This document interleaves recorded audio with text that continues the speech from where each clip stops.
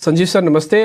पहले तो मैं आपसे यही बात पूछूंगा कि बाजार के अंदर आपको क्या और गिरावट लगती है? ऑलरेडी आपने थोड़ा हिंट किया था कि मिड ऑफ दिस मार्च या फिर सेकंड ऑफ द मार्च थोड़ा प्रेशर रहेगा। ये प्रेशर लेकिन वापस से बाय के लिए ही होगा और फिर से हम नए हाइस की तरफ बढ़ेंगे। पहले थोड़ा इसके बारे में गाइडेंस दे दीजिए कि आपको बाजार के अंदर और अभी कितनी गिरावट या और कितना पैनिक लगता है सर, फिर मैं स्टॉक्स पे आऊंगा। हाँ, गुड मॉर्निंग डिम्पी, आपको, अभिषेक और सृष्टि को। तो देखिए, आठवां दिन हो गया डिक्लाइन का, करेक्शन का, और बैंक निफ्टी ने रिकॉर्ड 7वें दिन करेक्शन किया है। आई थिंक कैपिचुलेशन हो गया है। देखिए, मिड कैप में आपको पता है सेबी डिक्टेट, म्यूचुअल फंड्स का एक्सपोजर, कुछ लोगों की प्रॉफिट बुकिंग, कुछ थोड़ा सी घबराहट, ये सब लक्ष्य होते हैं। ये सब जो पिक्चर होती है ये कैपिचुलेशन बताती है। मुझे लगता है आज कल वो कंप्लीट हो गया। यहां से मुझे अगर मैं सेंसेक्स पे कहूं तो 71,950 के नीचे ये मार्केट नहीं गया क्लोजिंग बेसिस पे। और अगर नहीं भी जाएगा तो मेरे को पक्का है कि 73,000-74,000 वापिस आएगा। निफ्टी के लिए आई थिंक 21,750, 21,800 बहुत स्ट्रॉन्ग डिफेंस है। और वापस 22,300, 22,400, ये टेक्निकली मैं बता रहा हूं क्योंकि कल एक इवेंट है, फिर एक्सपायरी है। मैं कह रहा हूं डिम्पी जी, होली के बाद वापस तेजी है और 8-9 अप्रैल तक आपको न्यू हाई के पास जरूर आएगा। इस बारी इंडेक्स आपको चलाएगा बाजार को, और धीरे धीरे कॉन्फिडेंस जैसे आएगा तो आपके मिड कैप भी चलेंगे। मिड कैप में ब्लड लेटिंग जितनी होनी थी उसमें से काफी कुछ हो चुका है। अब आपको अपना एंटे अप करना है। कहाँ अच्छे शेयर्स आपको मिल रहे हैं वो लेने की चेष्टा कीजिए, क्योंकि वॉलेटिलिटी आपके साथ है अगर आप उसका इस्तेमाल कर सके। बसीन साहब, ठीक है, फिर आज के लिए बताइए कि आपके शेयर कौन से हैं, कहां पर आपका कन्विक्शन है? अभिषेक जी, कल का भी बता दूं। देखिए, कल मैंने तीनों बाय कॉल दिए थे। हाँ जी सर, बिल्कुल। हाँ, तीनों में से देखिए ऑलमोस्ट स्टॉप लॉस पे आ गए थे। आरईसी का स्टॉप लॉस था 424.25, वो 25 पे ही बंद हुआ है फ्यूचर जो था। और पीएफसी भी 365 पे ही बंद हुआ है। तो देखिए, वॉलेटिलिटी के दौरान अगर आप रह सके एक दिन, क्योंकि 3% का फॉल सब्सटैंशियल होता है 2-3, मुझे लगता है ओएमसीज, पावर फाइनेंसर्स और ओएमसीज में तो यही मौका है लेने का। ये इग्नोरेंस है कि ₹2 का प्राइस कट, ₹2 का प्राइस कट तो एक मार्जिनल इलेक्शन फेवर है। ये इलेक्शन के बाद वापस प्राइस बढ़ जाएंगी। इस बारी आईओसी, एचपी, बीपी का रिकॉर्ड मार्जिन आएगा, और अगर आप वेट कर रहे हैं तो इससे अच्छा मौका नहीं है। पावर फाइनेंसर्स, आरईसी, पीएफसी और आईओसी, एचपीसीएल लेने की चेष्टा कीजिए।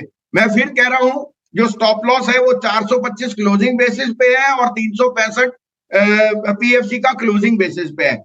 इंडिया बुल रियल एस्टेट भी मैंने 118 पे कहा था। मुझे अंदाजा था कि इसमें वॉलेटिलिटी है, लेकिन ये 110 के नीचे क्लोज हो गया। शॉर्ट टर्म ट्रेडर को एक बार निकलना है, क्योंकि मुझे लगता है कि जो प्रेफरेंशियल अलॉटमेंट है उस पर ये बेस बन रहा है। अगर आप थोड़ा सा नजरिया रख सकते हैं, ये 150, पौने 200 का टारगेट आपको मिल जाएगा। लेकिन जो मेरा फर्ज है कि अगर मैंने आपको स्टॉप लॉस कहा है और वो ट्रिगर हो गया तो एक्सेप्ट करना है। आज के लिए 3 पिक्स है, आप कहें तो मैं शुरू करूं।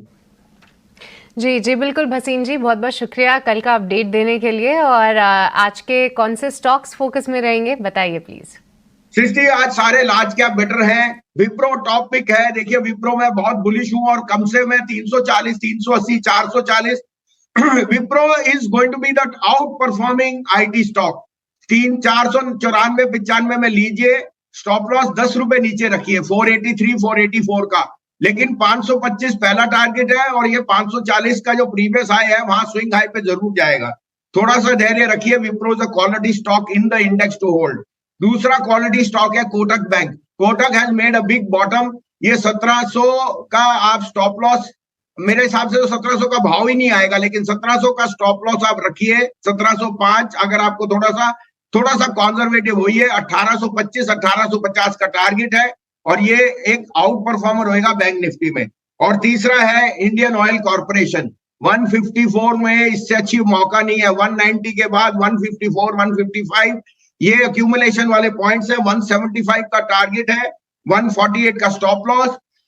You will have to ignore the rhetoric के ऑयल प्राइसेस बढ़ रही है, इससे इनको कोई फर्क नहीं। आईओसी, एचपी के जो मैनेजमेंट है, they have been on record के we have, there is no effect on the profitability. In fact we will show more accretion because of our cross selling of different products. Alright, बहुत बहुत शुक्रिया भसीन जी आज हमारे साथ जुड़ने के लिए और आज की स्टॉक कॉल्स भी देने के लिए। तो 3 नहीं बल्कि और भी स्टॉक्स पे उन्होंने बताया कि जहाँ पे पीएफसी, आरईसी और ओएमसीज पे रखिए खास तौर से नज़र, उससे जुड़े स्टॉप लॉस भी सामने रखे। और आज के लिए जो कॉल्स हैं वहाँ पे विप्रो, आईओसी और कोटक महिंद्रा बैंक, तीनों ही लार्ज कैप स्पेस के काउंटर्स, यहाँ पे बाय रिकमेंडेशंस आती हुई भसीन साहब की तरफ से। पर के कौन से हैं भसीन जी के बेहतरीन शेयर्स? भसीन जी वेरी गुड मॉर्निंग। सबसे पहले तो आपसे अपडेट लेना चाहेंगे कल की कॉल्स तक क्या कुछ एक्शन देखने को मिला और आज के लिए क्या रणनीति होनी चाहिए? आज का बाजार कैसा लग रहा है सर? हाँ, गुड मॉर्निंग सृष्टि, आपको, डिम्पी और अभिषेक को। हाँ, तो देखिए मुझे लगता है आज एक पेनल्टीमेंट डे है, कल फेड की मीट है।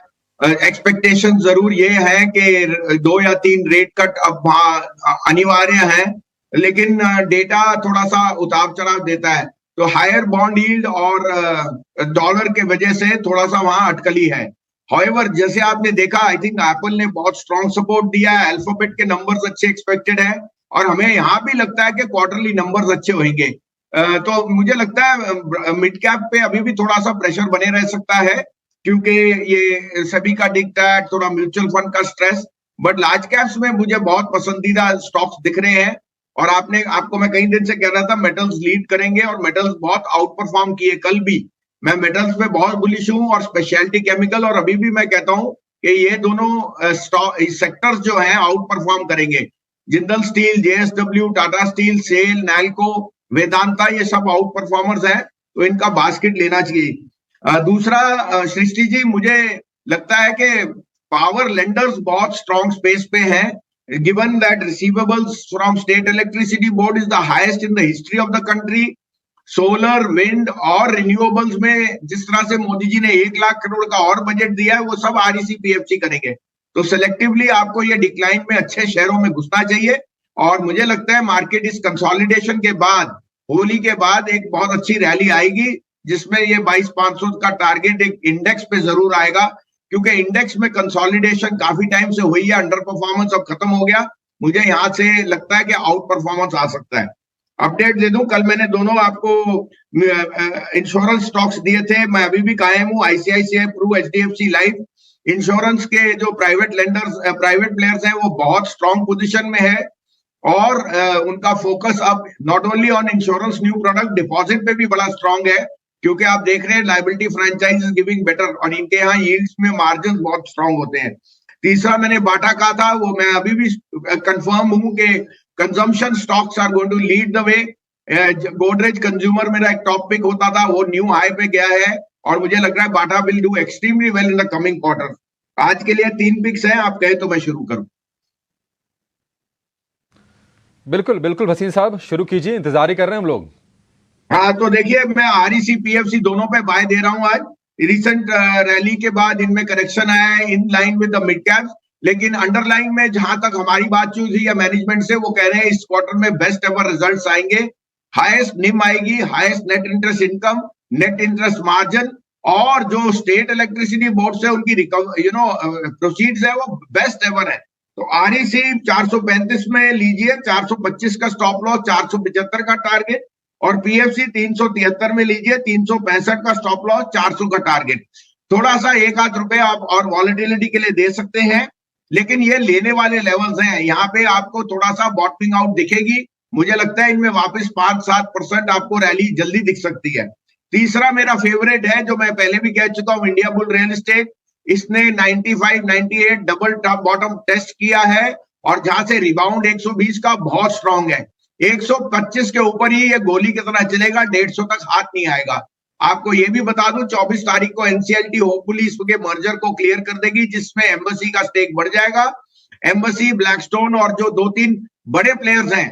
तो मुझे लगता है ये एक ऐसा under valued real estate stock है, जो यहाँ से अगले साल तक डबल भी हो सकता है। अभी हम 150 रुपए का टारगेट कह रहे हैं, and when we will review it. हाँ, इसमें 110 का आपके लिए स्टॉप लॉस है, क्योंकि मार्केट वॉलेटाइल है।